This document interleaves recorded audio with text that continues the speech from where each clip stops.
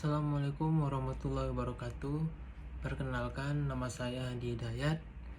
Saya merupakan mahasiswa Magister Ilmu Hukum Universitas Islam Riau dengan nomor induk mahasiswa 2310146.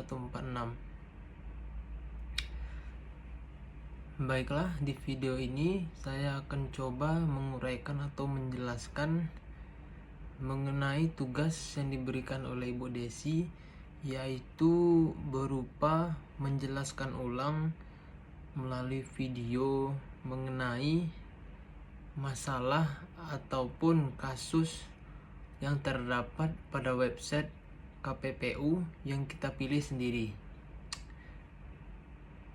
Baiklah, dari sekian banyak judul yang ada di website tersebut, saya cukup menarik satu permasalahan, yaitu mengenai dugaan praktek diskriminasi oleh perusahaan BUMN telekomunikasi seluler terhadap Netflix yang merupakan penyedia layanan akses internet. Kenapa saya angkat judul ini? Karena memang di kalangan anak muda, anak-anak ataupun dewasa, gadget, laptop atau komputer ini tidak bisa lepas, terutama salah satunya yaitu platform Netflix. Karena banyak orang sekarang memang untuk menonton lebih banyak di online seperti platform Netflix. Jadi saya coba menguraikan duduk masalah yang terjadi kepada pemblokiran Telkom Indonesia kepada platform Netflix ini yang terjadi pada tahun 2016.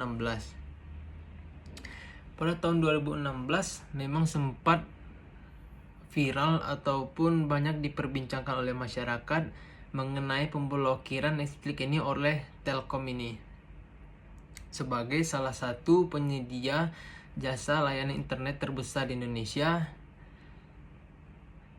yang dimana masalah atau salah satu alasan utama yang diungkapkan oleh Telkom pada saat itu adalah masalah konten yang tersedia di Netflix.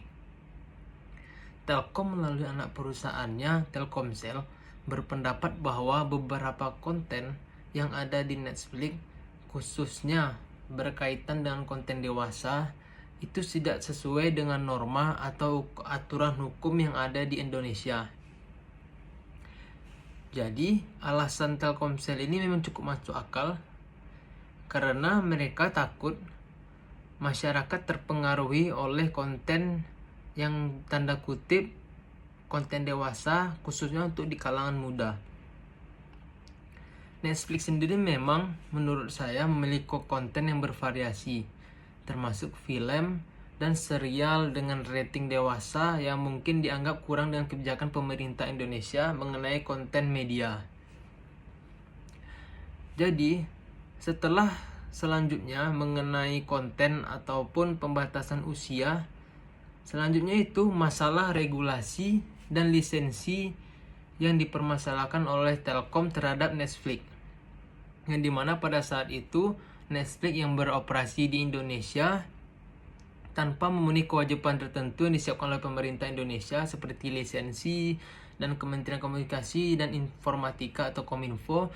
Pemerintah Indonesia ingin memastikan bahwa platform seperti Netflix ini mematuhi regulasi lokal yang ada di Indonesia, karena memang Indonesia cukup masih kuat menjunjung tinggi hukum adat dan juga hukum-hukum norma adat yang lainnya.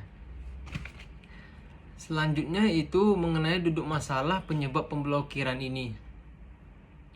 Pada awalnya Telkom ini sendiri mengalihkan akses pengguna internet Indonesia ke Netflix dengan cara memblokir layanan tersebut, baik untuk pelanggan Telkomsel ataupun pelanggan IndiHome. Telkom mengatakan bahwa pemblokiran ini dilakukan untuk melindungi pelanggan dan juga meminimalisir risiko terkait konten-konten yang memang dianggap sebagai konten dewasa. Namun, banyak pihak, terutama pihak Netflix yang dirugikan itu, mengkritik langkah tersebut Karena menurut Netflix sendiri itu mengganggu kebebasan akses konten global yang sah dan juga populer. Banyak pelanggan merasa mereka untuk mengakses layanan seperti itu dibatasi tanpa alasan yang jelas. Baiklah, selanjutnya yaitu mengenai pertimbangan kenapa Netflix masih terus diperbolehkan sehingga tidak jadi ataupun tidak diblokir oleh Telkom. Ada beberapa hal penyebab atau faktor yang menjadikan hal itu tidak terjadi. Itu pertama kesepakatan bisnis dan komersil. Karena Netflix dan Telkom ini merupakan dua perusahaan yang besar, tentunya untuk mencapai kesepakatan mereka membutuhkan atau juga menyediakan akses yang lancar layanan streaming internasional, yang dimana mereka memiliki pelanggan yang sangat banyak di Indonesia. Dianggap penting bagi Telkom untuk tetap kompetitif di pasar, karena memang juga sudah beberapa banyak persaingan antara Telkom dan juga anak-anak perusahaan yang baru yang juga menyediakan platform internet dan lain-lain. Alasan yang kedua yaitu mengenai tuntutan pengguna dan permintaan pasar. Netflix adalah salah satu layanan film terbesar di dunia dan juga cukup di Indonesia banyak peminat dan juga subscribernya. Banyak pelanggan Telkomsel dan IndiHome yang mengakses Netflix dan membatasi atau memblokir ini menyebabkan ketidakpuasan pelanggan. Jadi ada beberapa komplain dan juga masuk saran dari masyarakat karena mereka memang mengingat tren konsumen yang dimana penonton Netflix ini merupakan anak-anak dan anak muda semakin bergantung pada layanan streaming tersebut, terutama di masa pandemi kemarin. Telkom memutuskan untuk menjaga hubungan baik dan penggunaannya dan menghindari pemblokiran. Selanjutnya itu mengenai regulasi pemerintah. Pemerintah Indonesia sendiri sempat memberikan perhatian terhadap perusahaan asing yang menjalankan konten digital termasuk Netflix ini sendiri, karena isu yang berkaitan dengan pemenuhan kewajiban pajak dan konten yang mungkin tidak sesuai dengan regulasi lokal. Namun, regulasi yang berkembang akhirnya mengarah pada kemungkinan akan melakukan kerjasama antara Netflix dan Telkom. Namun juga Netflix harus mematuhi beberapa aturan yang diberikan oleh Telkom sehingga terjadinya hubungan usaha yang harmonis dan tidak saling menyebabkan efek negatif di antara keduanya. Selanjutnya menurut website database utang KPPU, pengaruh ekonomi juga berdampak terhadap pembatalannya dan juga pertimbangannya, termasuk menciptakan lapangan pekerjaan, menjaga konten lokal seperti film dan serial produksi Indonesia, serta mendukung industri kreatif. Jadi kesimpulannya untuk yang pembahasan selanjutnya ini, pertimbangannya adalah keputusan untuk tidak memblokir Netflix oleh Telkom lebih disebabkan oleh alasan-alasan bisnis yang dimana saat itu kedua sangat membutuhkan keuntungan sangat besar, dan juga ada efek permintaan pasar yang tinggi dan potensi kerjasama dengan pihak berwenang serta pengaruh positif terhadap industri kreatif lokal. Dengan mempertimbangkan semua faktor ini, maka dari itu Telkom tidak melanjutkan pemblokiran ini dan memilih untuk bekerja sama, tetapi masih dalam ruang lingkup Netflix atau mematuhi aturan yang diberikan oleh Telkom.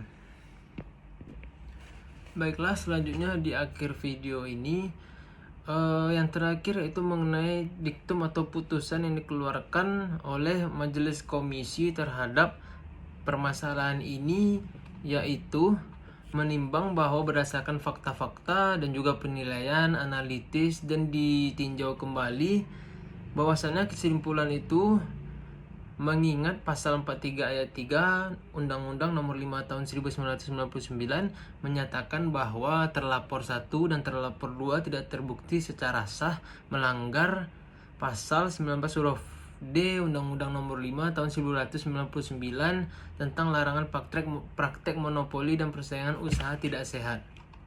Dan demikian putusan ini ditetapkan oleh Musyawarah Majelis Komisi pada hari Rabu tanggal 28 April 2021 oleh Majelis Komisi yang terdiri dari Kurniato SHMH sebagai Ketua Majelis Komisi, Yudi Hidayat SMSI, dan Dr. Handos Chandra Setiawan.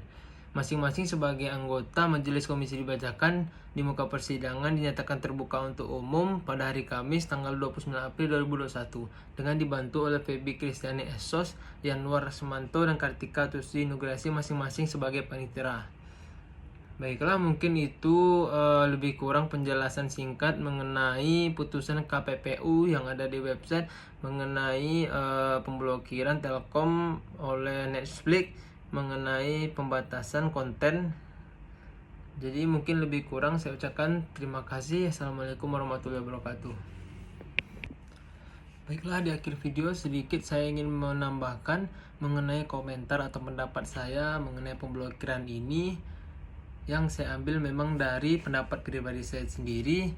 Saya mengambil kesimpulan bahwa seharusnya Netflix dan Telkom seharusnya bisa bekerja sama dengan melihat bahwasannya peminat ataupun pengunjung Netflix ini sendiri cukup tinggi di Indonesia.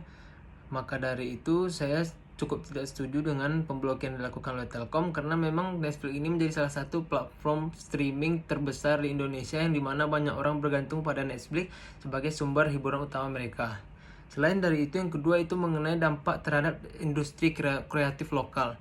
Netflix juga memainkan peran besar dalam industri kreatif, terutama dalam produksi film dan serial TV, yang dimana mendapat perhatian global yang membuka peluang bagi pembuat film lokal untuk menembus pasar internasional. Jadi Netflix ini sendiri merupakan jalan untuk pekerja seni seperti film dan lain-lain untuk bisa go internasional.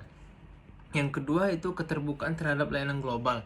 Pemblokiran Netflix ini juga bisa dilihat dari langkah mundur dalam hal keterbukaan terhadap inovasi dan kemajuan teknologi. Yang terakhir menurut saya itu seharusnya peluang kerja ini dan penyelesaian itu bisa melalui regulasi. Alih-alih memblokir, banyak saya berpendapat bahwa lebih bijaksananya Telkom itu lebih duduk bersama dengan Netflix membicarakan hal ini dan memberikan batasan-batasan sehingga tidak ada terjadi kerugian antara kedua pihak, karena ini memang kan dua perusahaan besar yang saling menguntungkan. Jadi mungkin beberapa alasan itu atau komentar saya terhadap kasus Telkom dan Netflix ini. Saya ucapkan sekian, terima kasih. Assalamualaikum warahmatullahi wabarakatuh.